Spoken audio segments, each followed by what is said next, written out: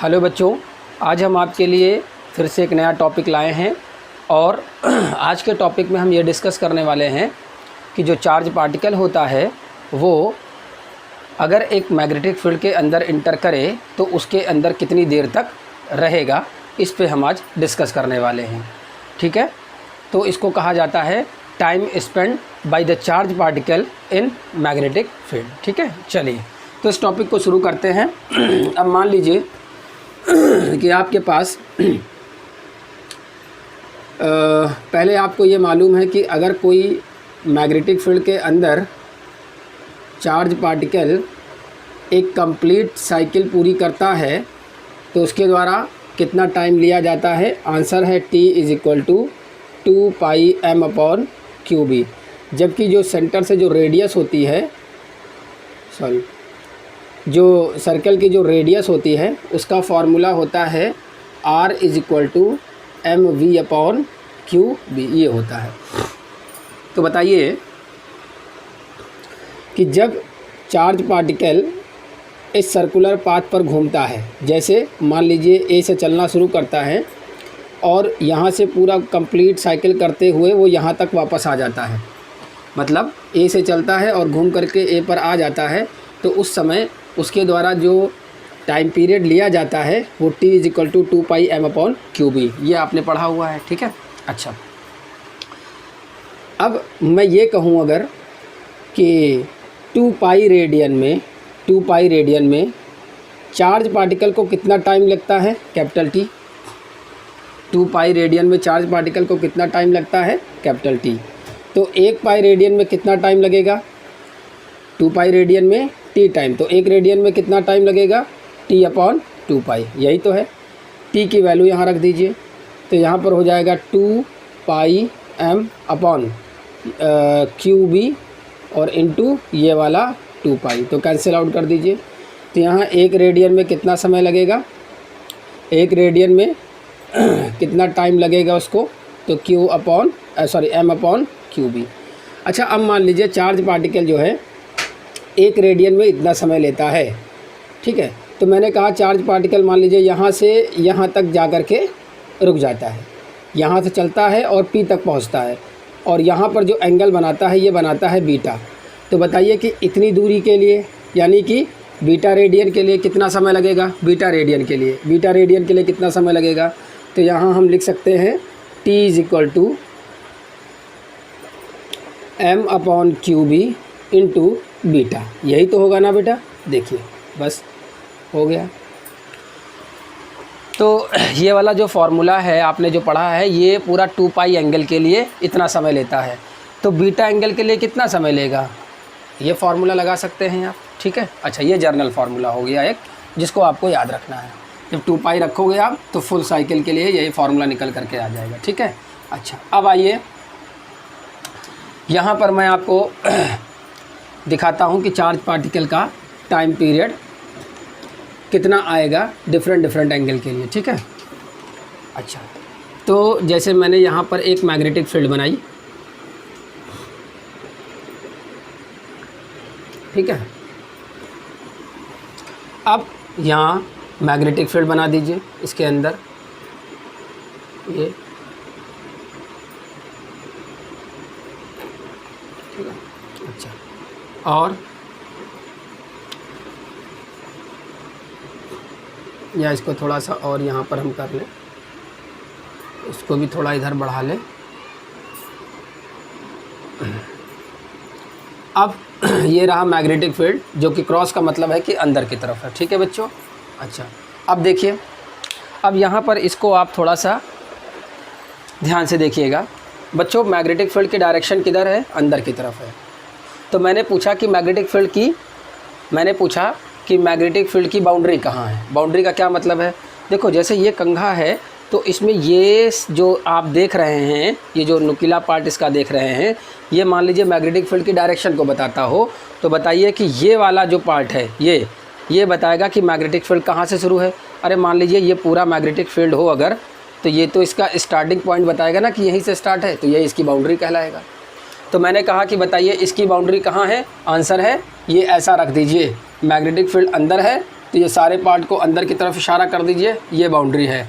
तो ये बच्चों क्या है, ये क्या है, this is called boundary of the magnetic field. तो यहाँ लिख दें इसको, boundary of the magnetic field, यही तो है ना बच्चों। अच्छा, दूसरी बात, उसी तरीके से ये क्या है, तो आंसर है ये भी बाउंड्री है। तो ये सब की सब बाउंड्री हैं, ये सब की सब बाउंड्रीज़ हैं, ये भी बाउंड्रीज़ हैं और ये भी बाउंड्रीज़ हैं। अच्छा, इसके अलावा देखिए, क्या ये सब बाउंड्रीज़ नहीं बनाएंगी? अरे ऐसे देखिए, मैग्नेटिक फील्ड अंदर की तरफ है, तो क्या ये बाउंड्रीज़ नहीं बनाएंगी? आंसर है बिल्कुल बनाएंगे, ये भी बाउंड्रीज़ हैं, ये भी बाउंड्रीज़ हैं। ठीक है, तो ये सब बच्चों मैग्नेटिक फील्ड की बाउंड्रीज़ है। क्यों बता रहा हूँ अभी मैं आपको बताता हूँ। ठीक है, अच्छा, अब मैंने कहा कि अब मैं इसके अंदर एक चार्ज पार्टिकल को भेजूँगा, इस मैग्नेटिक फील्ड के अंदर एक चार्ज पार्टिकल को भेजूँगा, और जब उसको चार्ज पार्टिकल को इस मैग्नेटिक फील्ड के अंदर भेजेंगे तो कितना टाइम लेगा, मतलब कितने समय तक वो मैग्नेटिक फील्ड के अंदर रहेगा, वो हमको यहाँ पर कैलकुलेट करना है। तो चलिए मैं आपको दिखाता हूँ। यहाँ पर ये डायग्राम को मैं फिर से आपको समझा दे रहा हूँ। ये रहा मैग्नेटिक फील्ड, ठीक है। अच्छा, अब बच्चों ध्यान से देखिएगा, बताइए ये मैंने क्या बनाया है, ये क्या बनाया है? तो आपको पता है ये मैंने बाउंड्री ऑफ मैग्नेटिक फील्ड बनाई है। ये क्या बनाया है? ये बाउंड्री ऑफ मैग्नेटिक फील्ड बनाई है, ठीक है।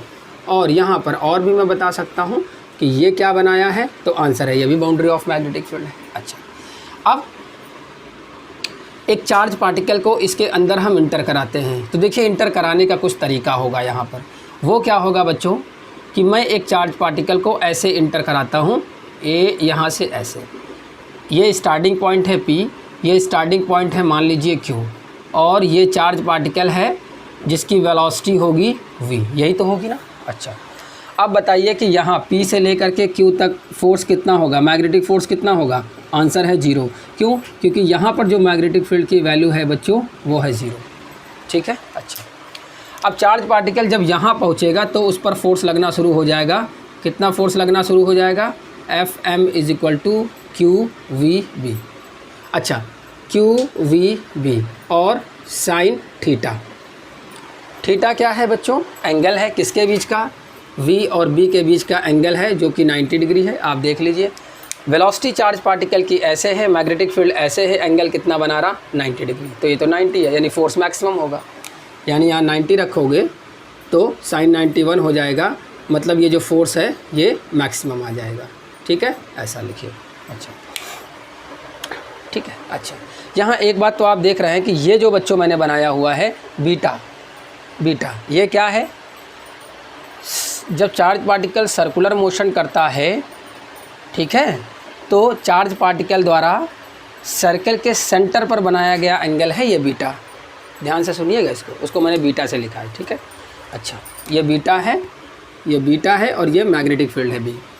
चलिए, अब ये चार्ज पार्टिकल है जिसकी वेलोसिटी V है, और ये जो है बच्चों ये बाउंड्री ऑफ मैग्नेटिक फील्ड है, ये है बाउंड्री ऑफ मैग्नेटिक फील्ड, ठीक है। चलिए, बताइए यहाँ पर velocity and boundary of magnetic field, boundary of magnetic field, इसके बीच का एंगल कितना है? Velocity and boundary of magnetic field के बीच का एंगल कितना है? तो उसको मैं अल्फ़ा बराबर 0 से लिख सकता हूँ। भाई ये जो बाउंड्री है, ये जो मैग्नेटिक फील्ड की जो बाउंड्री आपने बनाई है और ये जो चार्ज पार्टिकल है, तो दोनों सेम डायरेक्शन में है। देखिए दोनों एक ही लाइन के अलॉन्ग है, तो उनके बीच का एंगल कितना है? 0 डिग्री। तो यहाँ 3 चीज़ हो गए, 3 एंगल हो गए, तो कन्फ्यूज़ तो नहीं हो गए। थीटा किसके बीच का एंगल है? मैग्नेटिक फील्ड और वेलोसिटी के बीच का। अल्फ़ा किसके बीच का एंगल है? तो अल्फ़ा है वेलोसिटी एंड बाउंड्री के बीच का है ऑफ मैग्नेटिक फील्ड, इसके बीच का एंगल है। अच्छा बच्चों, बीटा किसके बीच का एंगल है? तो आंसर है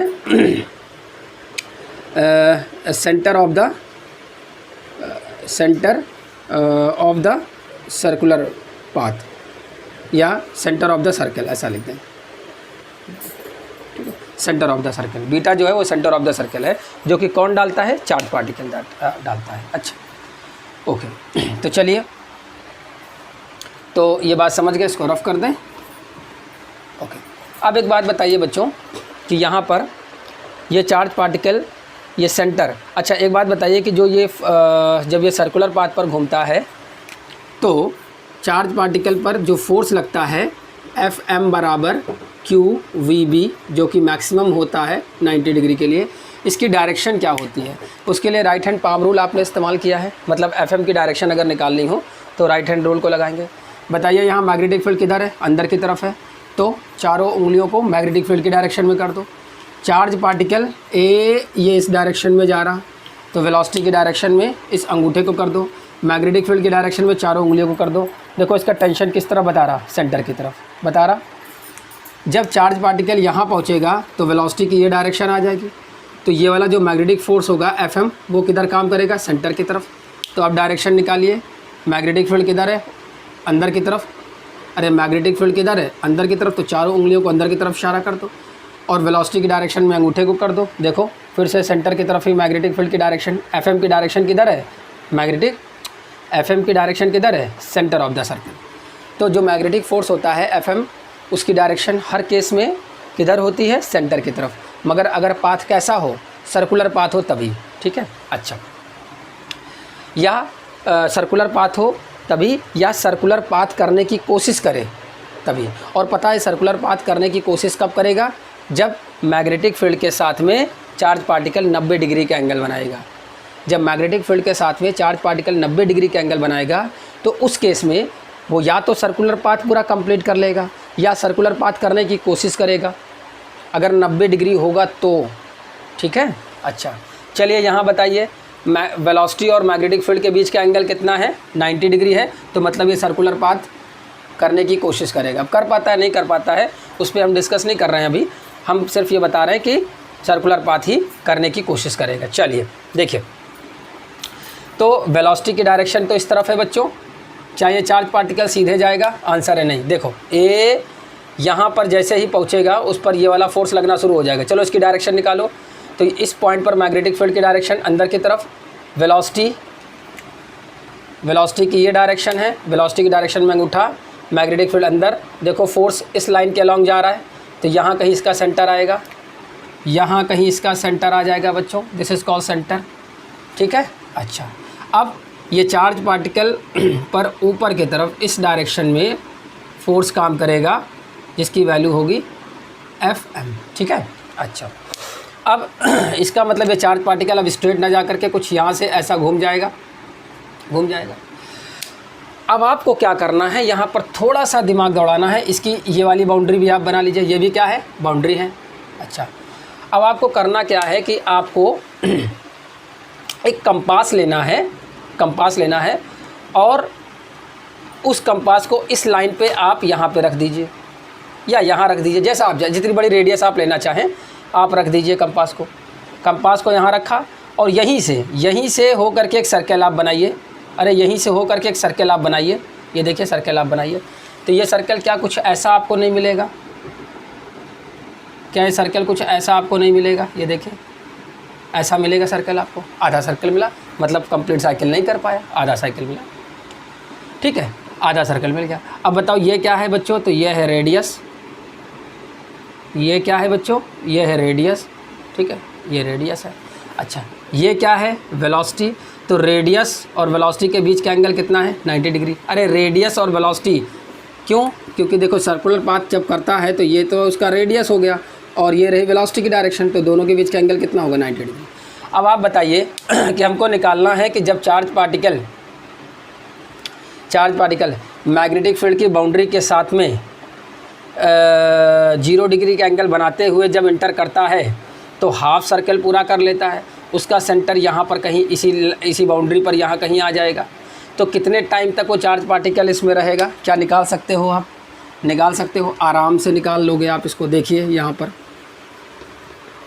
यही तो जर्नल फार्मूला भी आपने पढ़ा है, ये वाला m/qb इंटू बीटा। देखिए इसको यहाँ से कैलकुलेट कर लेते हैं, क्या फार्मूला पढ़ा है, time is equal to m upon Q B into beta. बीटा अभी आपने समझा था ना कहाँ से बनाता है। आंसर है कि चार्ज पार्टिकल जिस पाथ से जाता है उस पाथ के द्वारा सेंटर पर बनाया गया एंगल है। बता सकते हो ये कितना है, ये बीटा है। इसकी वैल्यू इस समय कितनी है, आंसर है पाई है। तो ये क्या आंसर तुरंत आ गया आपका। तो टाइम इज इक्वल टू, ये हाफ साइकिल के लिए है, m upon Q B into pi. हो गया ना, बस ये टाइम पीरियड निकल आया आपका। अच्छा, अब हमको ये भी निकालना है कि जो चार्ज पार्टिकल यहाँ से चला है, Q से चला है, तो यहाँ S तक Q से चला है और इस T पाथ से होते हुए Q से T पहुँचा, T से S पहुँचा। इस दौरान इसने कितनी डिस्टेंस कवर की, तो डिस्टेंस इज इक्वल टू क्या पढ़ा है आपने, डिस्टेंस। मान लीजिए इसकी लेंथ आपने कितनी ले ली, इसकी लेंथ आपने कितनी ले ली, L, ठीक है, सॉरी L, ठीक है। अच्छा, तो अब L बराबर क्या होता है, तो देखिए velocity is equal to distance upon time होता है। अरे velocity is equal to distance upon time होता है। तो डिस्टेंस को आपने किससे लिखा, L से, टाइम को, टाइम का ये पता है, तो ये वेलोसिटी आपको पता चल जाएगी, ठीक है। तो आपको तो निकालना है क्या, आपको निकालना है लेंथ, लेंथ निकालना है। तो लेंथ इज इक्वल टू हो जाएगी, या डिस्टेंस इज इक्वल टू हो जाएगा वेलोसिटी इनटू टाइम, यही ना हो जाएगा बेटा। चलिए, तो velocity is equal to distance upon time से ये डिस्टेंस आप निकाल सकते हो वेलोसिटी का टाइम से मल्टीप्लाई करके। अब आप बताइए, यही वाला टाइम तो यहाँ रखा जाएगा क्योंकि हाफ सर्कल है, तो कितना लेंथ आ जाएगा बच्चों, ये आ जाएगा velocity of charge particle into m upon Q B into कितना, पाई। ये देखिए, ये निकाल आया फार्मूला आपका, ठीक है, ये ऐसे निकल आया, ठीक है। अच्छा, अब ये बताइए कि इसको क्या आप ऐसे भी लिख सकते हो, R बराबर क्या पढ़ा था, m v upon Q B, यही तो पढ़ा था, m v upon Q B क्या लिख सकते हो, R, ठीक है, पाई। अच्छा, एक डायरेक्टली फार्मूला आपको दिखाएं इसका, ये बताओ एंगल इज इक्वल टू क्या पढ़ा है, डायरेक्ट फार्मूला। ये सेकंड मेथड इसका कर लो, ये फर्स्ट मेथड था, सेकंड मेथड देख लो। Angle is equal to arc upon radius, यही तो होता है। एंगल कितना बनाएगा, पाई, एंगल कितना बनाया है, पाई। तो आर्क की लेंथ को आप किससे लिख रहे हो, L से, और ये कितना है, R, मल्टीप्लाई कर दीजिए, यही चीज़ तो निकल करके आ गई। चाहे आप यहाँ से निकालो चाहे यहाँ से निकालो, चीज़ दोनों ठीक है, ठीक है। दो चीज़ें हो गई, कैलकुलेट हो गई आपको। अच्छा, अब दूसरा केस इसी में देख लेते हैं। यहाँ पर आपने एक बात ध्यान से सुन ली होगी कि बाउंड्री के साथ में वेलोसिटी की डायरेक्शन कितना है, 0। यहाँ अल्फ़ा की वैल्यू 0 है। अल्फ़ा, बीटा, थीटा, तीन चीज़ें हैं। थीटा मैग्नेटिक फील्ड और वेलोसिटी के बीच एंगल है थीटा, जो कि हर केस में 90 ही रखना है। दूसरी बात कि जो बीटा है वो सर्कुलर पाथ जब चार्ज पार्टिकल होगा तो सेंटर पर जो एंगल बनाएगा वो बीटा से लिखना है। और अल्फ़ा क्या है, चार्ज पार्टिकल का मैग्नेटिक फील्ड की बाउंड्री के साथ बनने वाला एंगल है। इसको मैं एक बार और क्लियर कर दूं। देखिए ये क्या था बच्चों, ये बाउंड्री था, अरे ये डॉट डॉट लाइन क्या थी, बाउंड्री थी। और ये रहा चार्ज पार्टिकल, ब्लैक वाली मार्कर को आप as a charge particle assume करिए। तो देखिए मैग्नेटिक फील्ड तो अंदर है ना, मैग्नेटिक फील्ड तो अंदर है ना, चार्ज पार्टिकल ऐसे एंटर कर रहा, तो इसका मतलब कि मैग्नेटिक फील्ड के साथ में तो 90 डिग्री है, क्योंकि मैग्नेटिक फील्ड अंदर है और चार्ज पार्टिकल ऐसे जा रहा। दूसरी बात यह है कि इस बाउंड्री के साथ में आप देखिए, ये जो बाउंड्री है, इस बाउंड्री के साथ अलॉन्ग ही तो चार्ज पार्टिकल जा रहा। ये जो बाउंड्री है इसी के अलॉन्ग में तो चार्ज पार्टिकल जा रहा, इसीलिए अल्फ़ा 0 है। अच्छा, क्या इस बाउंड्री के अलॉन्ग में अगर ऐसे जाए चार्ज पार्टिकल, देखो ये ऐसे जाए, तो बताइए कि बाउंड्री के साथ में तो इसका एंगल कुछ अल्फ़ा बनेगा, अल्फ़ा कुछ आएगा, ठीक है। मगर मैग्नेटिक फील्ड के साथ कितना एंगल है, अभी भी 0 है। क्यों? क्योंकि मैग्नेटिक फील्ड, सॉरी गलती हो गई, यहाँ पर मैग्नेटिक फील्ड के साथ कितना एंगल है, अभी भी 90 है। क्यों? क्योंकि मैग्नेटिक फील्ड किधर है, अंदर की तरफ है, और चार्ज पार्टिकल तो ऐसे जा रहा, देखो अभी भी एंगल कितना बनाएगा, 90 डिग्री। अरे मैग्नेटिक फील्ड अंदर की तरफ है, चार्ज पार्टिकल ऐसे जा रहा, 90 डिग्री एंगल बनाएगा। अगर ऐसे एंटर करे तो भी कितना बनाएगा, 90 डिग्री। किसके साथ में, वेलोसिटी और मैग्नेटिक फील्ड के साथ में। मगर बाउंड्री के साथ में कितना है, ये देखिए, ये अल्फ़ा है, ठीक है। तो इसीलिए मैं यहाँ पर इस चीज़ को आपको समझा रहा हूँ। अब आइए, एक तो आपने अल्फ़ा बराबर 0 रख के देख लिया, जब चार्ज पार्टिकल मैग्नेटिक फील्ड की डायरेक्शन में मूव करता है। अब अगली चीज़ देखते हैं, इसको आप घर पे एक कंपास ले लीजिए, वाइट पेपर ले लीजिए और तब आप बनाइए, तो फिर इंशाल्लाह क्लियर डायग्राम आपका बनेगा। ठीक है। अच्छा,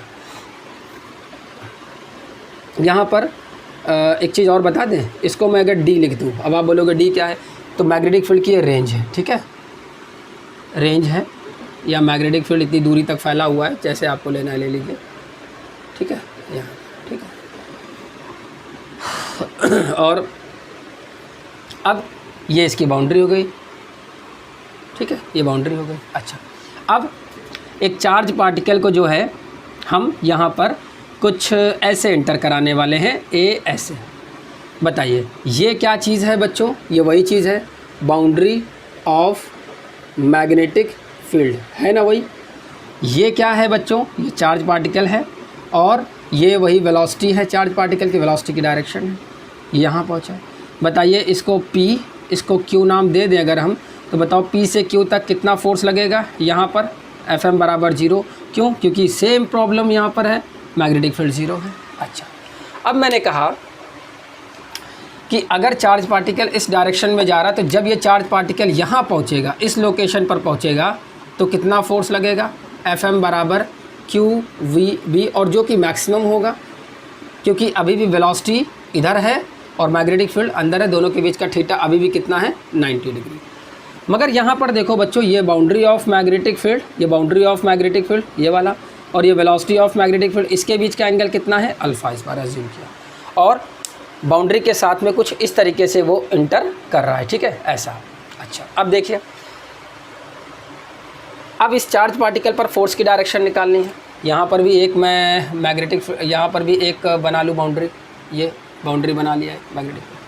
अब देखिए बच्चों, डायरेक्शन निकालनी है, तो जब चार्ज पार्टिकल यहाँ पहुँचेगा तभी ना यह फोर्स लगेगा, चार्ज पार्टिकल की यहाँ पर पहुँचा तभी ना यह फोर्स लगेगा। और दूसरी बात है कि 90 डिग्री पर, तो 90 डिग्री पर या तो सर्कुलर पाथ करने की कोशिश करेगा या सर्कुलर पाथ वो करेगा, दो ही तो केस हो सकता है। अच्छा, तो जैसे ही यहाँ पहुँचा, इस पर ये वाला फोर्स लगेगा मैक्सिमम वाला, और 90 डिग्री पर है, याद रखो, तो इसका मतलब सर्कुलर पाथ करेगा। तो फोर्स की डायरेक्शन निकालो, किधर आएगी? मैग्नेटिक फील्ड किधर है? अंदर। वेलोसिटी इस तरफ है, देखो फोर्स की डायरेक्शन क्या ऐसे नहीं आएगी, इस तरफ कहीं आएगी, इधर कहीं आएगा। अरे मैग्नेटिक फील्ड के बाहर कहीं आएगा, यहाँ पर, इस जगह, यहाँ कहीं आएगा। तो मैंने कहा कि मान लो इस लाइन के बिल्कुल बीचों बीच में ले लो, यहाँ पर कहीं इसका सेंटर एज्यूम कर लो, और ये ऐसे बना लो। ठीक है, ये रेडियस r हो गई, ये वेलोसिटी v हो गई। अच्छा, ये वाला एंगल कितना बनेगा? आप लोग अच्छी तरीके से जान रहे हो, 90 डिग्री होगा ये वाला एंगल। अच्छा, अब अगर ये वाला फोर्स अंदर की तरफ लगेगा, इस डायरेक्शन में अगर लगेगा फोर्स इधर की तरफ, ये वाला फोर्स अगर अंदर की तरफ लगेगा Fm, तो आप मुझे बताइए कि इसको थोड़ा सा ये ऐसा, तो अगर ये फोर्स इधर की तरफ लगेगा, तो चार्ज पार्टिकल सीधे ना जा करके, बल्कि थोड़ा यहाँ सीधे ना जा करके, बल्कि ऐसा मुड़ जाएगा यहाँ पर। अच्छा, अब आपको अगर कंप्लीट सर्कल करना है, तो आपको क्या करना है? फिर से आपको कंपास को यहाँ पे रखना है और पेंसिल से ऐसा बना देना है, इसको ऐसा बना देना है। तो आप यहाँ पर गौर करोगे कि जब यहाँ से बाहर की तरफ, मतलब बाउंड्री के साथ में जब अल्फ़ा एंगल इधर बना रहा है, तो वही चीज़ यहाँ पर बाउंड्री के साथ यहाँ बनाएगा बाहर की तरफ। सर्कल से आप बना करके देखिएगा इसको, तो ये कुछ इस तरीके से ये ऐसा मोशन करेगा, ये ऐसा मोशन करेगा। ठीक है, ये कुछ ऐसा देख रहे हैं, ऐसा मोशन करेगा, ये ऐसा, ये ऐसा, ये देखिए। ठीक है बच्चों, ये तो इस बार कुछ ऐसा मोशन करेगा, सर्कल यहाँ होगा, और ये कंप्लीट सर्कल तो कहीं यहाँ से ऐसे होगा। ठीक है, इसको थोड़ा सा आप कॉपी में बनाइएगा तो अच्छे से बनेगा इंशाल्लाह। चलिए, अब बच्चों ये सेंटर, ये रेडियस आर है, तो ये भी क्या होगा? ये भी रेडियस आर हो जाएगा। ठीक है, ये भी रेडियस आर हो जाएगा। अच्छा, ये भी रेडियस आर हो जाएगा। अब हमको ये निकालना है कि आखिर कितनी देर तक चार्ज पार्टिकल इस मैग्नेटिक फील्ड के अंदर रहा, कितनी देर तक। T इक्वल टू क्या पढ़ा है? M/QB इंटू बीटा, यही तो पढ़ा है ना। और बीटा चार्ज पार्टिकल के द्वारा सेंटर पर बनने वाला एंगल होता है, दिख रहा है आप लोगों को। तो जब चार्ज पार्टिकल यहाँ से जाएगा तो सेंटर पर कितना एंगल बनाएगा, मान लीजिए बीटा बनाएगा। इसी बीटा की कैलकुलेशन आपको करके यहाँ पे रखनी है बस। चलिए तो बताइए बीटा कैसे निकालें। बहुत आसान है। ये कितना है अल्फ़ा, ये कितना है 90, ठीक है। तो बताओ कि ये वाला एंगल कितना आएगा, ये वाला एंगल, तो ये अल्फ़ा है, ये 90 है, ठीक है। तो ये आ जाएगा 90 माइनस का अल्फ़ा आ जाएगा बच्चों। अच्छा अब यहाँ देखो, ये वाली लाइन स्ट्रेट है और ये वाली लाइन दोनों एक दूसरे के परपेंडिकुलर हैं, तो मतलब ये वाला जो एंगल है ये कितना है, फर्दर 90 है। तो बताओ ये वाला कितना हो जाएगा। जब 90 से 90 माइनस अल्फ़ा को माइनस कर दोगे तो ये वाला फर्दर कितना निकल के आ जाएगा, अल्फ़ा निकल के आ जाएगा, ठीक है। वही चीज़ यहाँ होगा, अगर ये वाला अल्फ़ा होगा तो सेम यही एंगल यहाँ बन जाएगा अल्फ़ा, ठीक है। अब आप मुझे बताइए, ये सेंटर सी हो गया। क्या बीटा की वैल्यू निकाल सकते हैं, बिल्कुल निकाल सकते हैं। तो बीटा प्लस का अल्फ़ा प्लस का alpha, alpha plus beta is equal to कितना होना चाहिए, पाई। तो beta is equal to beta plus का 2 alpha is equal to pi. तो beta is equal to pi minus का 2 अल्फ़ा, यही तो होगा ना। ये वैल्यू उठा करके यहाँ पे बीटा को रख दीजिए। बीटा की वैल्यू जैसे ही आप यहाँ पर रखोगे आपको यहाँ पर आंसर मिल जाएगा कितने समय तक चार्ज पार्टिकल इसके अंदर रुका रहा, मतलब चलता रहा। तो पाई माइनस का 2 अल्फ़ा हो गया बच्चों। देखिए टाइम का कैलकुलेशन हो गया, ठीक है। ये बस हो गया, इतना सा काम करना है, खाली ये एंगल निकालना याद रखना। चार्ज पार्टिकल जब मैग्नेटिक फील्ड के अंदर चले तो उसके आर्क के द्वारा सेंटर पर कितना एंगल बना है बीटा, उसी को कैलकुलेट करके यहाँ पर रखना होता है, ठीक है। अच्छा अब अगली चीज़ कि हमको निकालना है एक अलग का केस, मगर उसके पहले यहाँ पर एक चीज़ आपको और बता दें कि ये वाली डिस्टेंस Q, इसको T और इसको S नाम दे दें, तो ये वाली डिस्टेंस कितनी है। तो वही चीज़ यहाँ पर लिख सकते हो, लेंथ इज इक्वल टू, मतलब ये वाला length is equal to distance is equal to, या length is equal to velocity into time, यही तो लिखोगे ना टाइम। तो बस L is equal to velocity v से रहने दो और टाइम को लिख सकते हो m अपॉन QB पाई माइनस का 2 अल्फ़ा, ये हो जाएगा। तो L इज इक्वल टू वही mv upon QB r times पाई माइनस का 2 अल्फ़ा। ये देखो ये आपकी डिस्टेंस निकल के आ गई, ठीक है। रेडियस से मल्टीप्लाई कर दोगे तो आपको ये पता चल जाएगा कि कितनी डिस्टेंस उसने कवर की है मैग्नेटिक फील्ड के अंदर, ठीक है। ये दो कैलकुलेशन हो गए। आइए इसका थर्ड केस देख लेते हैं। ये हो गया ना बच्चों ये। अच्छा एक चीज़ यहाँ पर, ये d डिस्टेंस जो है ये मैग्नेटिक फील्ड की है। यहाँ ध्यान में रखिएगा कि d जो है ये d जो है, अच्छा यहाँ पर, हाँ तो ये क्या है बच्चों, ये d डिस्टेंस है मैग्नेटिक फील्ड की, ठीक है। हाँ यहाँ पर लिखा नहीं है मैंने, सॉरी। d जो है ये मैग्नेटिक फील्ड की ये वाली क्या है, डिस्टेंस है, और ये इसका रेडियस है, ठीक है। अच्छा अब आइए अगला केस देखते हैं।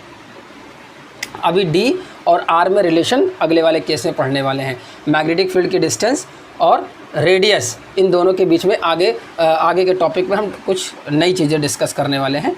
आइए अब अगला टॉपिक देखते हैं इसी में। अब चार्ज पार्टिकल को मैग्नेटिक फील्ड के अंदर फिर से इंटर कराते हैं, मगर इस बार बाउंड्री के साथ में कुछ डिफरेंट एंगल बनवाते हैं। ध्यान में रखो बच्चों, ये क्या है, d डिस्टेंस है, कहाँ तक मैग्नेटिक फील्ड फैला है। ये दोनों बाउंड्रीज़ हो गई, एक बाउंड्रीज़ ये भी हो गई और एक बाउंड्रीज़ ये भी हो गई। किसकी बाउंड्रीज़ है, मैग्नेटिक फील्ड की। तो मैग्नेटिक फील्ड बना दिया जाए, ठीक है। ये हो गया, ठीक है। अच्छा अब देखिए, अब चार्ज पार्टिकल को मैं कुछ ऐसे इंटर कराने वाला हूँ, ऐसे, ये देखिए, ठीक है। तो फिर से वही चीज़, ये P ये Q, ठीक है। और इस बार बाउंड्री से कितने डिग्री पर, कितने एंगल पर, मैंने कहा अल्फ़ा, सेम अल्फ़ा रखो, ठीक है। मगर इस बार जो बाउंड्री है उसके साथ में हम चार्ज पार्टिकल को ऊपर से इंटर कराते हैं, ठीक है।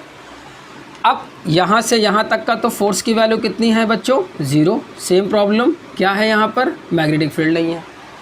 अब मैंने कहा कि अगर चार्ज पार्टिकल की ये वेलोसिटी की डायरेक्शन है बच्चों, तो बताइए कि जैसे यहाँ पहुँचेगा फोर्स लगना शुरू हो जाएगा।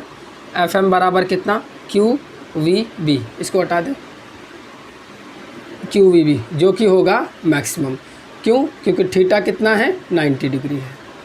चलिए अब चलिए फोर्स की डायरेक्शन निकालते हैं। तो डायरेक्शन सेंट्रीपिटल फोर्स होगा, क्यों, क्योंकि 90, क्योंकि वेलोसिटी और मैग्नेटिक फील्ड के बीच का एंगल 90 है। इसका मतलब सर्कुलर पाथ या तो करने की कोशिश करेगा या करेगा, ठीक है। तो मैंने कहा वेलोसिटी की डायरेक्शन में अंगूठे को रखिए, मैग्नेटिक फील्ड अंदर है। इस बार देखो सेंटर बच्चों यहाँ निकल के आएगा, इस जगह कहीं निकल के आएगा, देख रहे हैं ना, यहाँ कहीं निकल के आएगा। वेलोसिटी के परपेंडिकुलर यहाँ कहीं निकल के आएगा। तो इसको यहाँ से हम बना लेते हैं और ये सेंटर एज्यूम कर लेते हैं इसका, ये वाला, ठीक है। तो अगर ये सेंटर है तो इसका मतलब ये है कि ये चार्ज पार्टिकल यहाँ से जब जाएगा तो ये कुछ ऐसा घूमेगा यहाँ पर, यहाँ अंदर है तो यहाँ भी अंदर ही होगा, ठीक है। ये कुछ ऐसा, ठीक है, ऐसा ये। तो ये इसका बन जाएगा एक नया सेंटर। थोड़ा सा और ऊपर बना दें इसको, ठीक है, ये, ठीक है। तो आप क्या करोगे, पूरा कंप्लीट करने के लिए आप यहाँ फिर से, ठीक है, यहाँ फिर से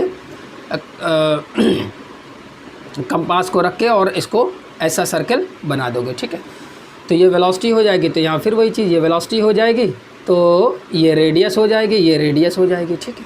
अच्छा, इस बार चार्ज पार्टिकल देखो बच्चों ऐसे ऐसे ऐसे ऐसे ऐसे जा रहा है, ठीक है। तो ये वाला एंगल कौन सा हो जाएगा, ये वाला एंगल कौन सा हो जाएगा, बीटा, और इसी की कैलकुलेशन आपको करनी है, ठीक है।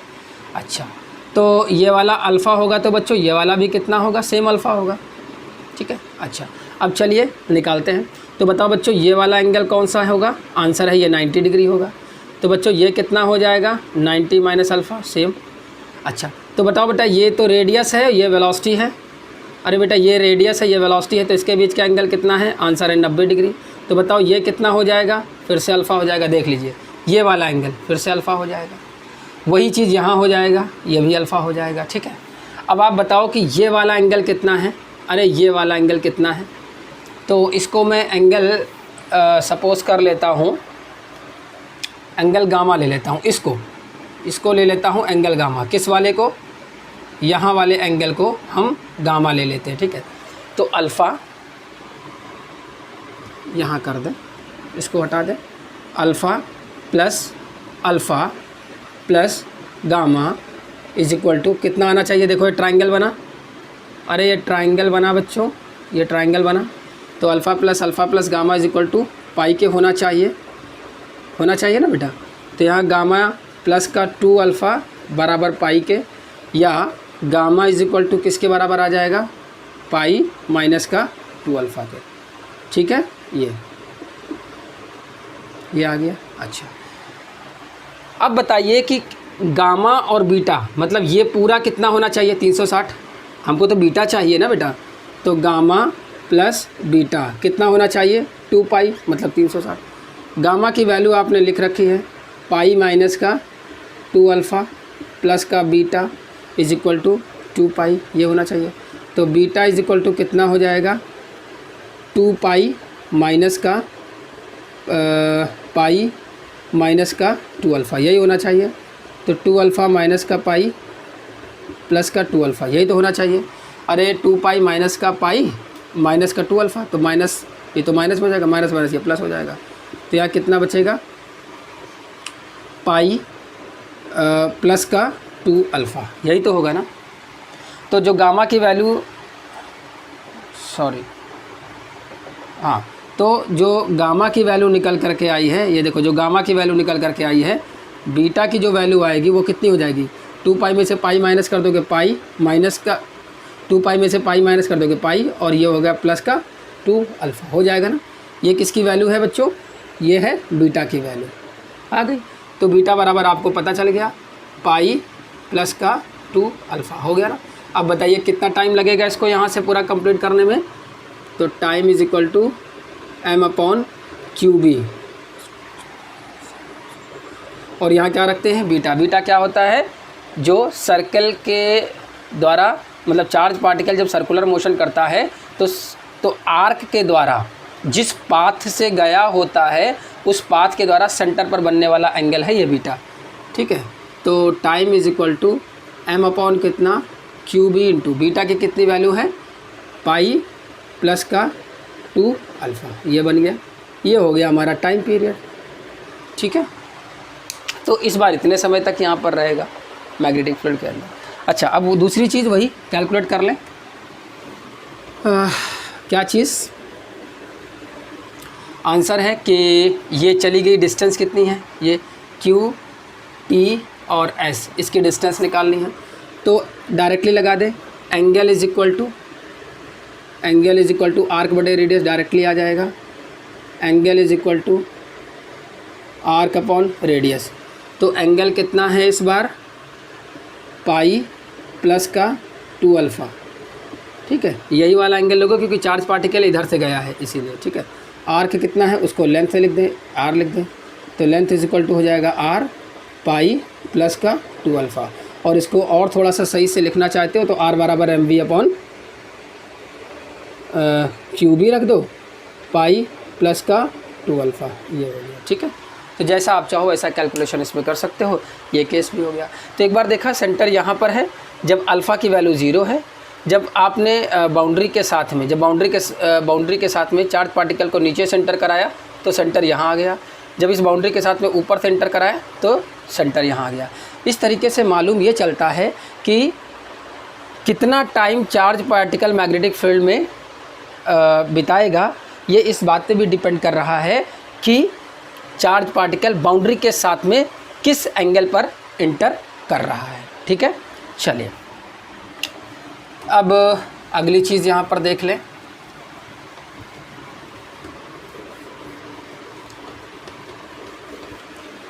अगला जो कॉन्सेप्ट होगा बच्चों वो ये है कि अगर एक चार्ज पार्टिकल मैग्नेटिक फील्ड के अंदर इंटर कर दिया है, ठीक है, अगर एक चार्ज पार्टिकल मैग्नेटिक फील्ड के अंदर इंटर करता है बाहर से, मैग्नेटिक फील्ड के बाहर से मैग्नेटिक फील्ड के अंदर इंटर करता है, तो क्या वो मैग्नेटिक फील्ड के अंदर पूरा कंप्लीट साइकिल कर लेगा या नहीं कर पाएगा, या बाउंड्री को छूते हुए निकल जाएगा, या पूरी तरीके से घूम नहीं पाएगा मैग्नेटिक फील्ड के अंदर और बाहर निकल जाएगा। इस पे हमको डिस्कशन करना है। यानी कुल मिलाकर के इसमें जो हम डिस्कस करने जा रहे हैं वो एंगल ऑफ डेविएशन की कैलकुलेशन करने जा रहे हैं। और एंगल ऑफ डेविएशन ये बता देगा कि चार्ज पार्टिकल घूम पाएगा कि नहीं घूम पाएगा, कि बाउंड्री को छूता हुआ चला आएगा, कि मैग्नेटिक फील्ड को ही क्रॉस कर जाएगा, उसको यहाँ डिस्कस करने जा रहे हैं। आइए इसको डिटेल में देखें तो फिर समझ में आएगा। तो यहाँ पर calculation of angle of deviation, angle of deviation of charge particle, of charge particle, ठीक है बच्चों। अच्छा, तो पहले एंगल ऑफ डेविएशन बता दें क्या होता है। अरे जैसे आपने एक प्रिज्म में पढ़ा होगा, कोई अपने रास्ते से जब भटक जाए, ये बिल्कुल स्ट्रेट पाथ पे है और यहाँ जाने के बाद ये ऐसा चला जाए तो ओरिजिनल पाथ से थोड़ा सा हट जाता है ना, तो कितना हटता है, यही तो एंगल ऑफ डेविएशन होता था, आपने पढ़ा होगा हाई स्कूल वगैरह में। ओरिजिनल पाथ से कितना ये हट गया है, यही एंगल ऑफ डेविएशन होता है। मैग्नेटिक फील्ड बना लेते हैं।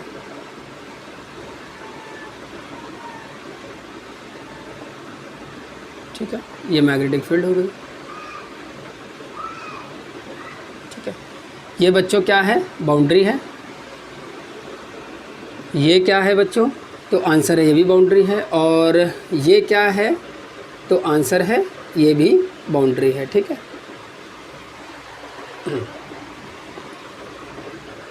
यूनिफॉर्म मैग्नेटिक फील्ड है ना, तो इक्वी डिस्टेंस पर होना चाहिए ऐसे। ठीक है, ये डी क्या है बच्चों, तो ये है डिस्टेंस। ठीक है, किसकी, मैग्नेटिक फील्ड की, कहाँ तक फैला है वो है, मैग्नेटिक फील्ड कहाँ तक फैला है, ये वो डिस्टेंस है। अब मैं चार्ज पार्टिकल को ए इंटर कराता हूँ ऐसे, पी क्यू, और ये रही वेलोसिटी की डायरेक्शन, ये चार्ज पार्टिकल ऐसे गया। यहाँ पर अल्फ़ा कितना है, 0, मतलब बाउंड्री के साथ में मैग्नेटिक फील्ड जो है वो बाउंड्री के अलॉन्ग मूव कर रहा है। ठीक है, अलॉन्ग मूव कर रहा है, इसलिए अल्फ़ा बराबर कितना है 0। अच्छा, अब बात यह है कि अल्फ़ा बराबर 0 आपने लिया क्यों? तो आंसर ये है बच्चों कि हमको जो सेंटर चाहिए ना, सर्कुलर पाथ का जो सेंटर चाहिए वो इसी लाइन के ऊपर कहीं चाहिए, मतलब इस बाउंड्री के ऊपर कहीं चाहिए, जैसे यहाँ। ठीक है, ठीक है। अच्छा, क्यों चाहिए? क्योंकि ये वाला पॉइंट देखिए, ये वाला पॉइंट सेपरेट करता है मैग्नेटिक फील्ड को, ठीक है, मैग्नेटिक फील्ड को, और जहाँ पर मैग्नेटिक फील्ड नहीं है उसको भी, ठीक है, इन दोनों को सेपरेट करता है, अलग अलग करता है। यहाँ पर देखिए ये सेंटर पॉइंट, तो हमको देखना है इसी सेंटर के रिस्पेक्ट में कि जब चार्ज पार्टिकल चलेगा तो क्या वो मैग्नेटिक फील्ड के अंदर घूम पाएगा या नहीं, या तो मैग्नेटिक फील्ड से बाहर निकल जाएगा कि घूम पाएगा, यही देखना है इस पॉइंट के रिस्पेक्ट में। इसको एज ए सेंटर हम मानेंगे चार्ज पार्टिकल का। ठीक है, तो आइए देखें, अब आपको करना क्या है कि जब चार्ज पार्टिकल यहाँ पहुँचेगा तो उस पर फोर्स लगेगा, आपको पता है, इसके अकॉर्डिंग तो फोर्स 0 होगा, क्योंकि यहाँ पर मैग्नेटिक फील्ड कितना है 0 है, यहाँ नहीं है, मगर यहाँ पर तो मैग्नेटिक फील्ड है ना। तो जैसे ही यहाँ पर पहुँचेगा इसके ऊपर सेंटर की तरफ एक फ़ोर्स काम करेगा, आपको पता है कौन सा फोर्स काम करेगा, Fm, ठीक है, जिसकी वैल्यू Fm बराबर QVB sin थीटा होती है, जो अभी आपने देखा है। ये पूरी क्या है इसकी, तो रेडियस है, ये भी आपको पता है, ये पूरी रेडियस है, ये पूरी क्या है, रेडियस है। अब चार्ज पार्टिकल यहाँ से चलेगा तो जाहिर सी बात है कि सेंटर की तरफ जब फोर्स लगेगा तो ये स्ट्रेट ना जा करके बल्कि यहाँ से कुछ ये ऐसा घूम जाएगा, ये ऐसा, ठीक है, ये ऐसा, ठीक है, यहाँ हो गया। अच्छा, अब देखिए ये वाला जो एंगल है बच्चों, ये वाला जो एंगल है, इसको हम एंगल ऑफ डेविएशन कह लें डेल्टा, इसको हम एंगल ऑफ डेविएशन कह लें डेल्टा। देखो हट गया ना, एक्चुअल जो पाथ था उससे थोड़ा सा ये हट गया इस डायरेक्शन के अलॉन्ग, ये चार्ज पार्टिकल इस डायरेक्शन के अलॉन्ग जाएगा। यहाँ पहुँचा मान लीजिए PQ, और ये मान ले हम S पर पहुँचा, ठीक है। अच्छा, अब ये क्या होगा, तो यहाँ से ही तो सारा केस स्टडी करना है, हम क्या करें, इसी के पैरेलल लाइन यहाँ से खींच दें, यहाँ से इसकी पैरेलल लाइन खींच दें, ये पैरेलल लाइन खींच दें। अब बताओ बच्चों कि इसको यहाँ से मिला दें, ठीक है, तो बताओ ये कितना हो जाएगा। आंसर है, अगर ये R है बच्चों तो ये भी तो रेडियस R है, तो ये भी R हो जाएगा, इसमें कोई दिक्कत वाली बात नहीं है, ठीक है। अच्छा, अब बच्चों अगर ये D है तो बताओ यहाँ से लेकर के यहाँ तक ये वाली डिस्टेंस जो है ये भी कितनी हो जाएगी, D, distance of magnetic field हो जाएगा। ये क्या है, this is called angle of deviation, या डेविएशन एंगल कह लें इसको, डेविएशन एंगल कह लें। डेविएशन एंगल किसका है बच्चों, चार्ज पार्टिकल का है, चार्ज पार्टिकल का किस में है, मैग्नेटिक फील्ड में है, ये बात तो ठीक है। अच्छा, इसी की कैलकुलेशन आपको करनी है, यही आपको निकालना है, ठीक है। अच्छा, अब इसी में लॉजिक लगाना है, इसी को आपको समझना है, ठीक है। चलिए तो इसको रफ कर दें यहाँ पर। अब आप मुझे बताइए कि अगर ये दोनों लाइनें पैरेलल हैं और यहाँ पर एंगल डेल्टा बना है और ये चार्ज पार्टिकल को मैं ऐसे मान लूँ कि ये ऐसे निकल जाता है, तो बताइए ये वाला एंगल भी कितना हो जाएगा, डेल्टा हो जाएगा। अरे भाई देखो ना, पैरेलल लाइनें हैं तो ये डेल्टा तो ये भी डेल्टा। अच्छा, अब बताइए कि ये वाला एंगल कितना है, थोड़ा इसको क्लियर कर दें, ये वाला एंगल कितना है, तो आंसर है 90 है। अरे ये वाला एंगल 90 है, तो बच्चों ये वाला एंगल कितना हो जाएगा, आंसर है 90 माइनस डेल्टा, यही हो जाएगा ना, माइनस डेल्टा। अच्छा, चलो ये वाला एंगल तो आपने निकाल लिया। अब आगे की कहानी पहले सुन लीजिए। QS एक आर्क है, अरे Q और S एक आर्क है, तो ये सेंटर पर कितना एंगल बनाएगा, आंसर है बीटा एंगल बनाएगा। मालूम होना चाहिए, अभी तो पढ़ाया था कि कोई चार्ज पार्टिकल जब सर्कुलर पाथ पे घूमने की कोशिश करता है तो जो आर्क होता है, आर्क के द्वारा, मतलब चार्ज पार्टिकल जब सर्कुलर पाथ पे घूमता है तो जाहिर सी बात है एक आर्क बनाएगा, तो उस आर्क के द्वारा सेंटर पर जो एंगल बनाएगा वही तो बीटा अभी तक का लिखते आए हैं हम। अब बताइए कि आपको निकालना क्या है, डेल्टा, एंगल ऑफ डेविएशन निकालना है। यहाँ क्या दिया है, बीटा, घबराइए नहीं, अभी हम डेल्टा ही निकालेंगे, आप चिंता ना करें। अच्छा, ये वाला एंगल कितना है, तो आंसर है 90 है। ये वाला एंगल कितना है, आंसर है बीटा है।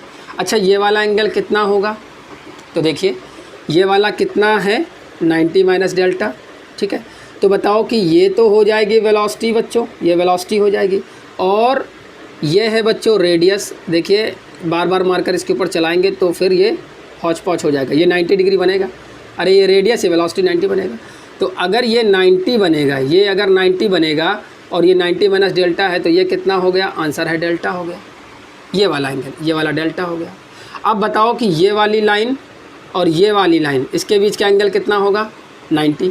तो अगर ये 90 है, उसमें ये डेल्टा है, तो ये कितना हो जाएगा? आंसर है 90 माइनस डेल्टा हो जाएगा। इस वाले एंगल की बात कर रहा हूँ। अब ये 90 है, ये 90 माइनस डेल्टा है, ये बीटा है। तो चलिए इस ट्राइंगल में हम कह दें बीटा प्लस 90 प्लस ये वाला हो जाएगा 90 minus delta is equal to कितना हो जाएगा बच्चों? 180, मतलब पाई, मतलब 180 लिख दें, कोई दिक्कत वाली बात नहीं है, ठीक है। अब आप बताओ बीटा प्लस का 180 माइनस का डेल्टा इज इक्वल टू 180, ये कैंसिल आउट हो गया। तो बीटा बराबर किसके हो गया? डेल्टा के। तो हम ये कह सकते हैं कि यहाँ पर जो एंगल ऑफ डेविएशन आया है वही तो, या यहाँ पर जो डेविएशन एंगल आया है वही तो यहाँ पर बीटा की वैल्यू है, मतलब डेल्टा, ठीक है। तो मतलब बीटा बराबर डेल्टा, मतलब सेंटर पर वही एंगल बनाएगा जिस एंगल से वो यहाँ पर डेविएट होगा, ठीक है। ये तो प्रूफ हो गया यहाँ पर। अच्छा, अब वही चीज़ है कि अगर यहाँ पर आपको टाइम पीरियड निकालना है तो टाइम स्पेंड भी आप निकाल सकते हो। भाई यहाँ पर कितना बना? डेल्टा। अरे यार क्या पढ़ा था? Time is equal to M upon Q B into beta, यही तो पढ़ा था ना।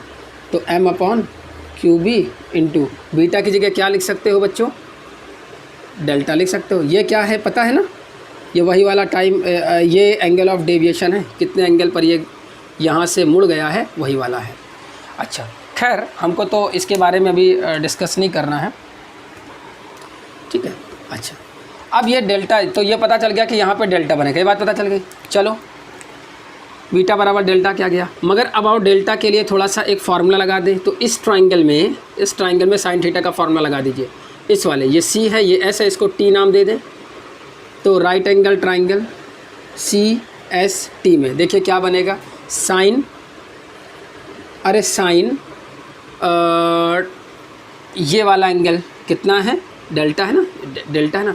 तो sine delta is equal to perpendicular, मतलब S T upon hypotenuse C S, यही तो है ना। तो एस टी कितना है? डी है, और सी एस कितना है? ये तो रेडियस है, आर है। तो देखिए sine delta is equal to D by R, यही तो हो गया बच्चों। अच्छा चलिए, तो इसका मतलब sine delta is equal to D by R. D क्या है बच्चों? तो रेंज ऑफ मैग्नेटिक फील्ड है, रेंज ऑफ मैग्नेटिक फील्ड है। आर क्या है? रेडियस ऑफ सर्कुलर पाथ, या सर्कल कर दें, रेडियस ऑफ सर्कल, ठीक है। भले वो सर्कल नहीं मगर पाथ तो सर्कल वाला ही बना रहा, तो इसीलिए ये रेडियस हो गया, ठीक है। अच्छा, अब आइए इस पर हम आपको बताते हैं चार्ज पार्टिकल क्या करेगा, घूमेगा या नहीं घूमेगा। तो ये फार्मूला आपको याद हो गया। अच्छा, कैसे बीटा डेल्टा के बराबर आया देख लिया आपने। अच्छा, तो सीधा सीधा सा फार्मूला बन जाएगा कि sine delta is equal to magnetic field की रेंज ऊपर रखिए अपॉन रेडियस रख दीजिए, ठीक है। अच्छा, अब इसी के आधार पर हम एक दो केसेस देखते हैं। जैसे केस नंबर फर्स्ट,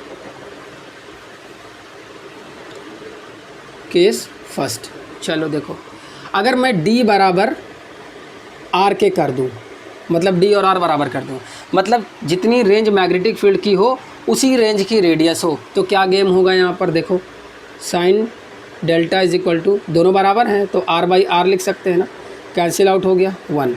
अब आप मुझे बताइए sine delta is equal to यहाँ पर कितना बन जाएगा? साइन 90 डिग्री, यानी डेल्टा बराबर 90 डिग्री। बताइए, इसका मतलब ये है कि अगर यहाँ ऐसा लिख लें कि अगर डेल्टा बराबर 90 डिग्री हो, मतलब कि अगर एंगल ऑफ डेविएशन 90 डिग्री हो, देखो यहाँ पर ये, अगर ये 90 डिग्री हो, अगर ये 90 डिग्री हो जाए तो देखो क्या केम बनेगा यहाँ पर। इसको मैं यहाँ बना के दिखाऊँ, ये रहा, ठीक है, ये देखो, तो ये जो चार्ज पार्टिकल यहाँ से जब इंटर करेगा, जब यहाँ से इंटर करेगा, देखो दोनों पैरेलल लाइनें हैं, यहाँ से इंटर करेगा तो ये चार्ज पार्टिकल ये देखो यहाँ से ये ऐसे ऐसे ऐसे देखो यहाँ पर डेल्टा की कितनी वैल्यू आ गई, आंसर है 90 डिग्री। अगर ये 90 डिग्री आ जाएगा तो इसको जस्ट छूते हुए यहाँ से ऐसे बाहर निकल जाएगा। देख रहे हैं? अरे यार, अगर डेल्टा की वैल्यू 90 डिग्री आ जाएगी तो ये मैग्नेटिक फील्ड का स्टार्टिंग पॉइंट है ये वाला, और ये मैग्नेटिक फील्ड का लास्ट डिस्टेंस है, मतलब ये इनिशियल पॉइंट है, ये फाइनल पॉइंट है। इसके बाद मैग्नेटिक फील्ड नहीं है, इसके पहले नहीं है। तो अगर यहाँ पर डेल्टा की वैल्यू 90 डिग्री बन जाए, यहाँ डेल्टा की वैल्यू 90 डिग्री बन जाए तो क्या होगा? अगर यहाँ डेल्टा की वैल्यू 90 डिग्री बन जाए तो ये बस इसको ऐसा छूते हुए, इस लास्ट बाउंड्री को छूते हुए ऐसे बाहर निकल जाएगा। ठीक है, इसको थोड़ा सा यहाँ सेंटर ले लीजिए, यहाँ कहीं इसका सेंटर ले लीजिए। ठीक है, छूते हुए निकल जाएगा। तो यहाँ पर इसका मतलब ये हो गया कि अगर डेल्टा 90 डिग्री हो जाता है तो ये चार्ज पार्टिकल जो है, ये इस बाउंड्री को ऐसा मतलब इस लास्ट वाली बाउंड्री को ऐसा छूते ऐसा यहाँ से छूते हुए निकल जाएगा जब डेल्टा 90 डिग्री आ जाएगा तो। ठीक है, अच्छा आगे देखो, दिक्कत तो नहीं है। यहाँ डेल्टा 90 हो गया तो मतलब ये बाउंड्री को बस छू करके ऐसे वापस चला आएगा। ठीक है, अच्छा अब आइए आगे देखें। अब मान लीजिए कि डी की वैल्यू, ये केस सेकंड कर लें, अगर डी की वैल्यू हम बड़ी कर दें आर से। ठीक है, या पहले छोटी कर लें, चलो छोटी कर लेते हैं, छोटी कर दें तो देखो क्या होगा। मान लो इसको हम कर देते हैं 30, इसको कर देते हैं 60। आर की वैल्यू आती है 60 और डी की वैल्यू आती है 30। आओ डेल्टा की वैल्यू निकालें, डेल्टा से ही पता चल जाएगा, एंगल ऑफ डेविएशन से ही पता चल जाएगा। तो डी की वैल्यू आ जाएगी 30, इसकी वैल्यू आ जाएगी 60, वैल्यू आई 1/2 की। तो बताइए साइन डेल्टा की वैल्यू आ जाएगी साइन 30 डिग्री आ जाएगा। तो डेल्टा बराबर 30 डिग्री। आप खुद सोचो ना कि यहाँ पर ये चार्ज पार्टिकल अगर 90 डिग्री का बना लेता, अगर ये डेल्टा 90 हो जाता है, जैसे यहाँ आपने देखा था ना, अगर ये 90 हो जाता है तब तो ये यहाँ से छूते हुए निकल जाता है। अगर ये 90 हो जाता है यहाँ पर, ठीक है, ये अगर 90 हो जाता है, डेल्टा की वैल्यू 90 हो जाती है तो। मगर अगर इसकी वैल्यू 90 से कम हो जाए, मतलब 30 हो जाए, तो देखो क्या काम होगा बच्चों। यहाँ पर ये चार्ज पार्टिकल यहाँ से इंटर करेगा, मगर यहाँ देखो बाहर निकल गया, यहाँ से ये ऐसा बाहर निकल जाएगा। अब आप खुद देखो क्यों, क्योंकि देखो बच्चों, ये और ये इसके बीच का मैक्सिमम एंगल कितना है, मतलब मैक्सिमम का मतलब इन दोनों के बीच एंगल कितना है, 90 डिग्री, वही तो डिसाइड करता है। और यहाँ तो देखो ये वाला 30 आया है। अरे यार यहाँ देखो ना, इस केस में ये डेल्टा की वैल्यू कितनी आई है, ये तो 30 आई है। 30 का मतलब ये है कि मैग्नेटिक फील्ड को क्रॉस कर जाएगा, पूरा घूम नहीं पाएगा। यहाँ से देखो ना, डेल्टा की वैल्यू अगर 90 है तो छूते हुए निकल जाएगा, जैसा कि यहाँ देखा। और डेल्टा की वैल्यू अगर 90 से कम होगी तो जाहिर सी बात है 90 से कम का मतलब इसी रेंज में तो रहेगा, इसी रेंज में तो रहेगा, मतलब बाहर निकल जाएगा, बस बात खत्म हो गई। तो डेल्टा की वैल्यू लेस देन 90 होगा तो बाहर निकल जाएगा, यही तो है। ठीक है, चलिए अब बच्चों क्या करें इसको, अब अगला केस देख लेते हैं यहाँ पर। ठीक है, देखिए अब मैंने कहा कि चलो भाई डी की वैल्यू बड़ी ले लें आर से, तो sine delta is equal to, इसको कितना कर दें 60, इसको कितना कर दें 30, ये बड़ा ये छोटा हो गया, तो 60/30 वैल्यू आई 2 की, मतलब साइन डेल्टा की वैल्यू 2 आ गई। ये देखो क्या ऐसा पॉसिबल है, साइन थीटा की वैल्यू मैक्सिमम कितनी जा सकती है 1, इसका मतलब ये तो भाई नहीं हो सकता। इसका क्या मतलब है, मतलब समझिए, मतलब यही से आपको पता चल जाएगा भाई डी बहुत बड़ा है। अरे डी बहुत बड़ा है आर के कंपैरिजन में, मतलब ये जो रेंज यहाँ है ये रेंज बहुत बड़ी है, डी बहुत बड़ा हो, यहाँ तक डी हो और आर जो है वो कम हो, तो चार्ज पार्टिकल जाहिर सी बात है वहाँ तक जाएगा नहीं, यहीं से सर्कल पूरा कर लेगा। अरे मतलब ये हो गया ऐसे, ये हो गया। अब ये मान लो ये डी इतना बड़ा है, यहाँ पर ये डी बड़ा है और चार्ज पार्टिकल यहाँ से एंटर करेगा तो वहाँ तक उसको जाने की ज़रूरत ही नहीं है, यहाँ से ऐसे घूम गया, सेंटर यहीं कहीं है, हमने सेंटर इसीलिए तो इसी लाइन पे लिया है, तो ये ऐसा घूम गया यहीं से। ठीक है, क्योंकि डी बड़ा है। तो आप खुद ही देखो ना कि बच्चा अगर डी बड़ा होगा आर से तो चार्ज पार्टिकल ऐसे घूम जाएगा, अगर डी जो है वो आर के बराबर होगा डिस्टेंस के में अगर देखा जाए तो ये यहाँ से बस ऐसे छूते हुए वापस चला आएगा सेंटर वही। अच्छा, अगर डी की वैल्यू बच्चों, डी की वैल्यू जो है वो आर से कम हो जाए, तो ये यहाँ से ऐसे बाहर निकल जाएगा। देखो यहाँ तीनों केस आपको समझ में आ गए ना, ये 90 के लिए, ये 90 से कम के लिए, और ये जब डी की वैल्यू बहुत बड़ी होगी आर के कंपैरिजन में। ठीक है, तो इसमें कोई बहुत बड़ी समस्या तो मेरे हिसाब से होगा नहीं। बस यहाँ देख लीजिए आप, ठीक है, कि डेल्टा की वैल्यू 90 से छोटी होगा तो बाहर निकल जाएगा, और 90 से छोटा डेल्टा का वैल्यू तभी आएगा जब आर बड़ा होगा, डेल्टा छोटा होगा, आर बड़ा होगा, तभी उसके निकलने के चांसेस ज़्यादा हैं। अगर दोनों बराबर हो जाएंगे तो जस्ट बाउंड्री को छूते हुए निकल जाएगा, और अगर डी बहुत बड़ा हो जाएगा और आर छोटा हो जाएगा तो जाहिर सी बात है, अगर डी बहुत बड़ा हो जाएगा, आर छोटा है, तो क्या करेगा भाई, वो पूरा कंप्लीट सर्कल आराम से करके निकल जाएगा। ठीक है, बिना दूसरी बाउंड्री को छुए। ठीक है, तो ठीक है, आज के लिए इतना सफिशिएंट है बच्चों। अगले वीडियो में फिर से मिलते हैं। Thank you so much.